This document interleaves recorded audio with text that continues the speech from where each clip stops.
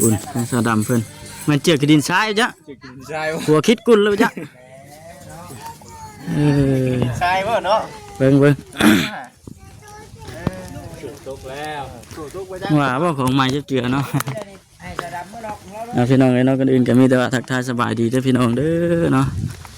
ทักทายสบายดี FC กันเบิดสุคนพอดีว่าเพิ่งกินนี่ทั้งบ่ค่ำเข้าไปในเพิ่นแล้วก็แต่ว่าทั้งทีมงานเพิ่นพากันออกมาพี่แล้วก็สาวดำเพิ่นออกมาดีน้ำเอื้อยเพิ่นเน่เอาคนอื่นก็มีแต่ว่าทักทายสบายดีอีกเทื่อนึงพี่น้องเนาะเป็นไรคือว่าหัวคิดใส่กระดิษทรายเพิ่นจัง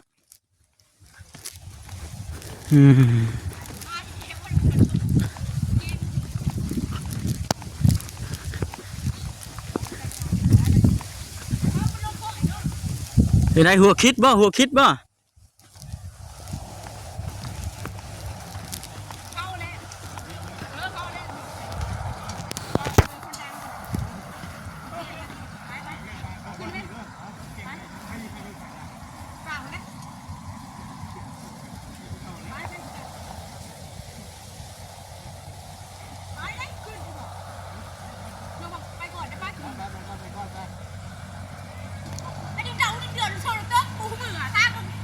เห็นได้ฮะหนูชื่อหน่อยหัวคิดนะเป็นยังไงกินเนี่ยชาวตกเอาว่าคือว่ารถใหม่คือว่าตกไว้เถอะบ่ไว้ดิสมว่าของใหม่เนาะ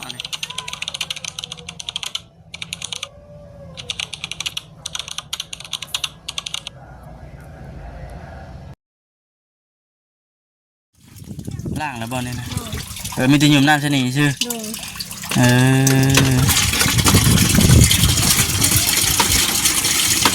มันจังแบบสบายเลยเนาะหยุ่มไว้รถจะพอไว้อาบชื่อบัดมาข่าวมาน้ำนี่ทางดำพุ่นบ่เดือดตักขึ้นไว้แล้วบ่ว่าเสียเอาอ่างดำเข่าเมื่อยได้เนาะเอาเดี๋ยวมาคำสีซอย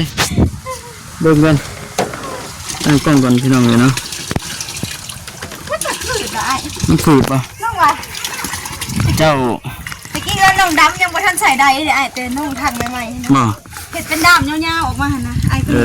เห็ดยืนเขายืนพี่ไหนเสียหนักกว่าน้องวะ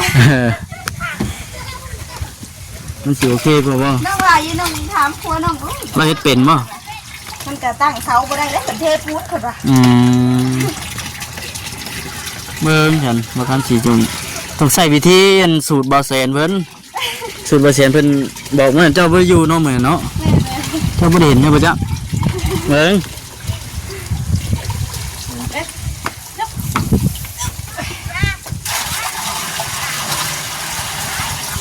อยู่น้ำยามเลยพี่น้องเนาะน้ำมันอันนี้นะพืชนะไม่หมดเป็นมือใส่ตัวนี้เนาะแล้วน้ำแห้งอยู่น้ำโดยน้ำไม่แห้งสุดกุลวานแค่นี้เหรอแล้วนั่งหลายเนาะโดยน้ำออกเนี่ยเก็บไว้ดูนั่งใส่คาคาที่นั่นเลยก็ได้กินก็ได้เป็นไงกินนะโดยจังว่าเป็นนะเจ้าอยากจางนะเจ้าเล่นแบบเจ้าเล่นบางบอลเลยบางบอลเลยเพื่อนน้องดำตะกี้เคยกินนะบอกคนจ้างเลยเนาะโดยเพราะว่ากินจะได้ที่กันคืออยู่ไฮยูน่าเขาไปที่พุ่นไปกินนะแม่คือบ้านครัวน้องนะเขากินน้ำอะไรได้เลยเขาเคยได้ซื้อน้ำกินเลยเขาไปนี่ห้องเอาพวกเสอุ้งเสโอ่งไว้เอาพวกมาหายเขาตู้แต่ว่าฉันว่าจะกินเดี๋ยวต้องได้ต้มก่อนเลยน้ำต้มก็เย็นเลยเอาต้มให้เย็นพอแล้วก่อนจะกินมัน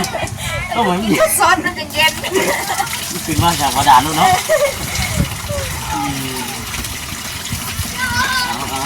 แต่ว่ามันน้ำเบิ้ลที่ไหนน้ำกินนั่นไหนเบิ้ลที่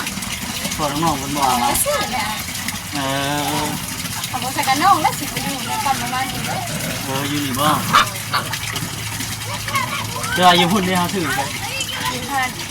ทางประวัติได้ทางใหญ่เด้มันเกิดผลก็มาสร้างอยู่ที่คนที่ถือว่าเขาบ้างไง นี่เลยเรื่องนี้มีแต่สองหลังนี่ แต่มึงเศร้าเห็นรถก็เขาเอามาแหว่ได้น้องก็เลยไปซื้อหมกเพชรเลย ป้าถ้าถือกิโลออกกิโล ก็มาใส่ก็เป็นไปเถินหมอนบ่ เจอชิมอนเจ้าบุดีดิ ในกล้ามร้ายเติบ กล้ามลายเจอกล้ามใหญ่เลยเจอ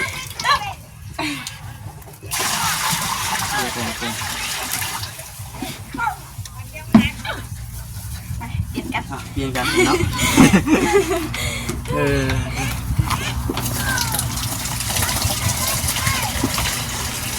ร้ายมือแบบโอ้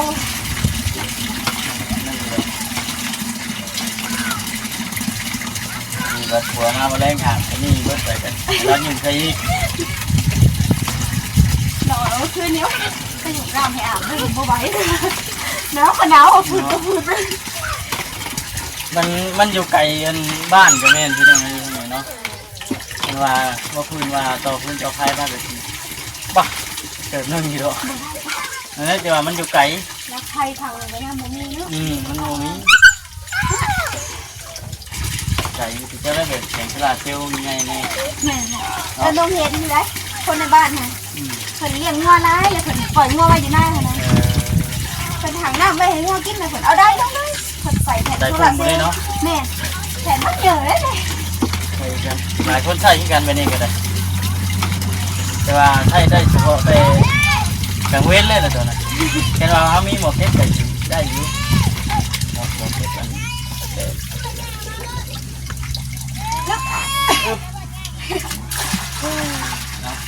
เป็นแล้ว จะเมื่อยไปน้ำเด้อ โดย เมื่อยไปฟืนđấyร่มตึมđấy เอาคำหนึ่งสองบาทมันอย่างโอ้เมื่อยเติบเลยทีเดียวเลยเนาะมันฝืดตะกี้เขากับบ้านหยุ่มด้วยเราตีหนุ่มพอล้างมือล้างยังแต่ว่าแต่มันมอนหนุ่มของหยุ่มไม่หลายเนาะว่าแต่มันมอน มันเยอะจริง มอนเยอะกว่าฉันของหยุ่มไม่หลายดิ น้องมันจะขึ้นบอกเซนมันก็มาสูบเบอร์ขึ้นแล้วน้องเองผู้ชายน้องกล้ามใหญ่สักที่วันนี้ท่านนี้ปวดเหลาปวดอะไรทุกช่วงเลย ทำอะไรนะแต่ว่าพัดหญ้าคาเข่งยังไม่ทันได้ปลูกบ่ โดยย่าคนเชียร์หยา สิปลูกวันไหนเสีย น้องว่าจะคั่วซุ่มปลูกแล้วก่อนนี้ก็น้ำไม้ก็กล้วยนี่แหละ ครัวก่อนมาสันติ ขุดดินโคตรบ่งอันพอผสม หญ้าตัวที่ว่าเจ้าเสียนี่เกิดเป็นปุ๋ยอะไรกันนี่ โดยน้องว่าจะเอาตัวน้องจูดให้มาใส่ สูตรมันเป็นที่เท่าจะมาพูดใส่แบบนี้เรื่องปลูกข้าวปลูกหญ้าเนี่ยว่าคือสิหูอยู่หรอกเนาะเบิ่งเนาะพี่จิจักบ่ได้หรอกเบิ่งนี่อยู่พุ่นกับปลูกอยู่หรอวะ ปลูกให้ได้ปลูกหายังไม่ได้เอามาเนาะค่ะปลูกใส่กระซ้ำแตกเป็นปลูกแตกไก่ถึงหลายเด้แต่ว่าอยู่สูง ผมม่วงนี่แหละเป็นหมา หัวจับหน่อย มันบ่จับบ่ แล้วบางเหลืองมาเลยนะ หากจะบางหมาก็ซ้ำหัววันนี่ก็มี หมากนะจะคิดว่าเขาเคยเห็นหมากคุณสมนีนะมันจะอยู่หัวกามันก็หักหมาก ลองเบิ่งมันสิจับอยู่บ่ได้เนาะ จับสิบ่ได้ตัดไม้ข้ามไปหมดเลย ค่ำได้ต้องได้ค่ำได้เบิดเพราะว่าหมากม่วงเพิ่นอันตอกิ่งเด้เนาะม่วงตอกิ่งเนี่ยมันเป็นหมากไว้นะพี่น้องอันนี้น่ะปลูกปีกายนี่ปุ๊บคือว่าอะไรเลยคือว่าจังได๋ทางบ่ค่ำก็ลืมเลยพี่น้องเนาะว่าเคยมาจับคู่หมากที่ทัดอยู่นี่มันทำล่น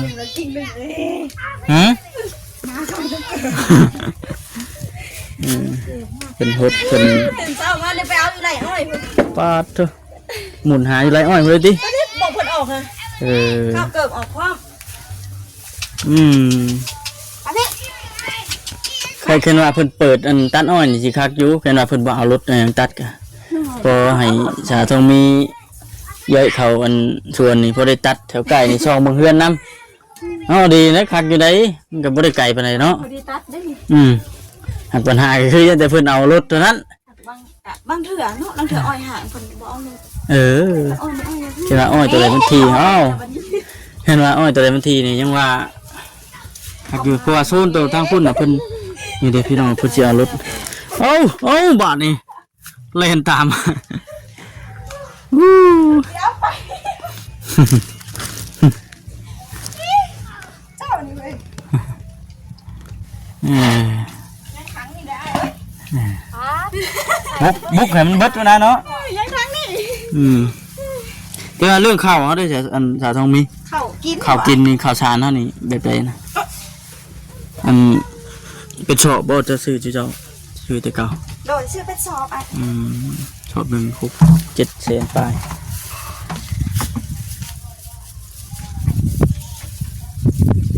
ก็ได้อันอยู่น้ำเตาน้ำไหม้ตะกี้ก็ได้แล้วก็ได้บุกบืนเตาถ่าน มาอยู่พี่เกินว่าเฮิงไปเกินว่ามันมีใหม่มีต่อก็กลับไปเฮ็ดอีกคือเก่ามีปัญหาตัวนี้เนาะ มันยากเนาะ มันยากตัวนี้ คนในออกคนนอกเข้าน ายออกคนนอกเขาหลายเจ้าเลยเนาะเบิ่งเนาะ ผู้บางคนกับเต้าเดียว บ่ บ่มาใกล้เลย เฮ็ดแล้วแต่ตาเดียวแล้วก็ไปเลยเบิ่น ไปเลย ผู้จักดิ คืออันช่วงหนึ่งเนี่ยมีได้เพิ่นน้องดำนี่ได้ไปเสนอเพิ่น เออ เพิ่นก็ได้ยินน้องดำเราเพิ่นก็สนใจ เพิ่นว่าเพิ่นได้มาเฮ็ดไม่ละเฮือนเพิ่นอยู่ใกล้บ่ได้เฮือนเพิ่นอยู่พี่เลยทางขึ้นมาพี่เลย บ่ แล้วอยากลูกน้อยอยากลูกน้อยพัวเรานั่นอยู่สวนยางเราบ่ได้ไปนอนเผาเราได้จ้างน้องดำเพิ่นได้เผา เฮ็ดบรรดุมันหยังเฮ็ดติจะได้เลย หายใช่ จะหยอกกันเฮ้ยอยู่นี่นี่ไรเข้ามาไว้บ่โอ้ย ไม่ใช่ไปเผาทางนั้นลูก คุณ ลูกกับมาไปทางไหนก็จะไปน้ำเหมือนนี้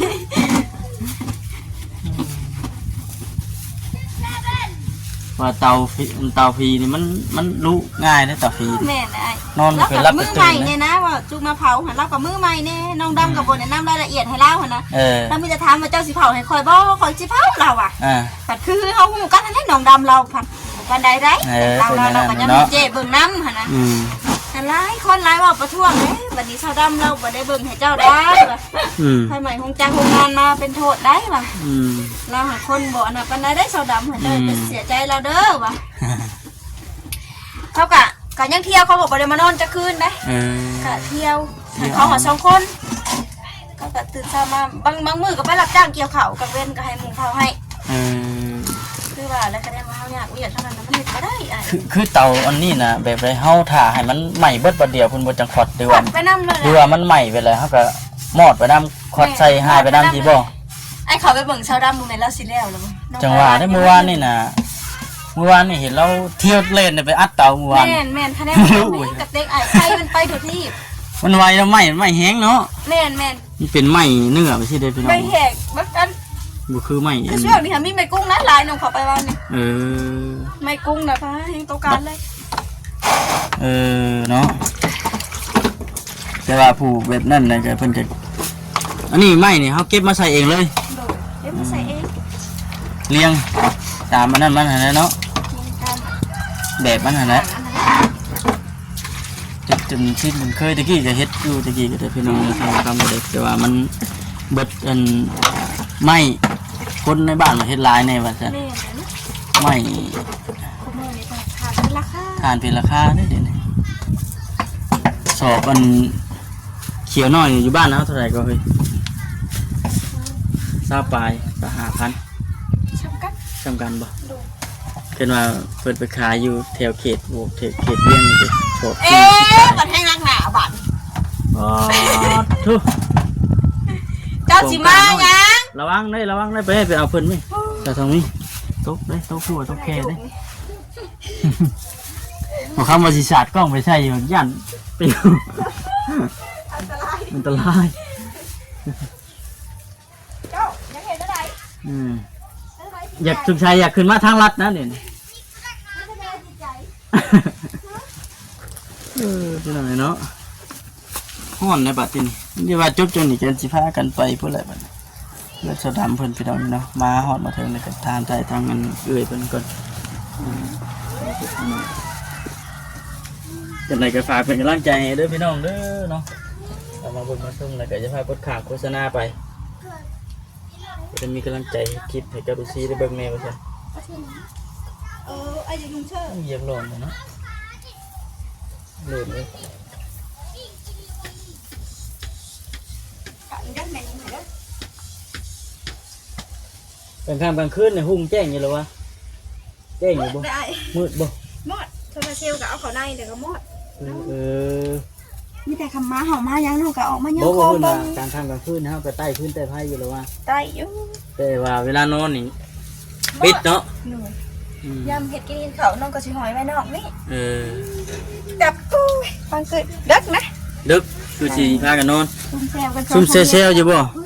เพิ่นมาดินน้ำบ่ทางอันนั้นทางมีสร้างเพิ่นมีสร้างเพิ่นบ่ได้ขึ้นมาดอกติ บ่มีแต่ลูกเพิ่น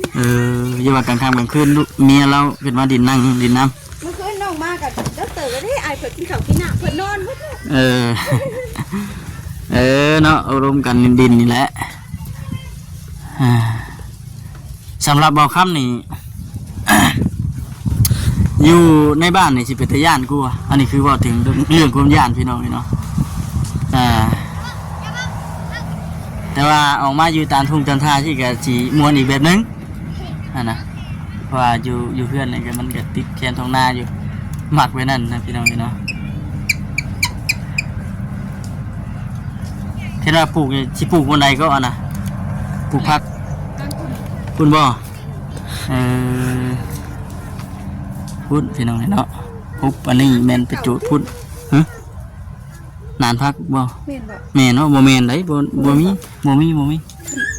ได้ยินเปล่าลี่แล้วอ่ะ วาซาลีบ่ โดย จังหวะเด้อจ้ะเนาะจะแม่นจัก เขาปลูกอยู่เราว่าแต่อันเขากลัวบ่ได้มันเลยบ่ยัง ปลูกผักครัวแล้วเราก็บ่ได้เราเฮาไว้อยู่เนาะ เราก็เลยบ่ได้ครัวไว้หยังบ่กลัวแค่ว่าเฮาครัวหยังก็โอ้ยมันก็บ่หึงเด้สัตว์ขึ้นแล้วเด้เนี่ยแต่ว่าหญ้าที่ว่าเฮาเสียนี่ก็ไปทมเงามันก็คักคือกัน ทมแหละหัวจะทมผู้เหงาอยู่เท่านั้นน้องก็ร้องเพิ่งแล้วก็บ่แพ้มาน้อยมันขับออก มาน้อยเพิ่นแฮงกันดื้อจังติ อย่าซะวะจุดแล้วจะไม่ทมอ่ะมาน้อยก็อยากซอยจะเอาข้าวมาน้อยข้าวออก น้ำมันเพิ่นก็นี่แม่นจะว่าอันกอน้ำไม้เลี้ยงน้องเนี่ยมันจะเนาะเบิ่งก็คล้ายคืนกับน้ำมันจังไผป่ะพี่น้องเอ้ยคลิปนี้ก็สิจบก่อนทำบ่คำก็ได้พี่โซพี่น้องเนาะไปที่นี่จะไปเฮือนน้องดามก่อนพี่น้องเอ้ย ไปสบายดี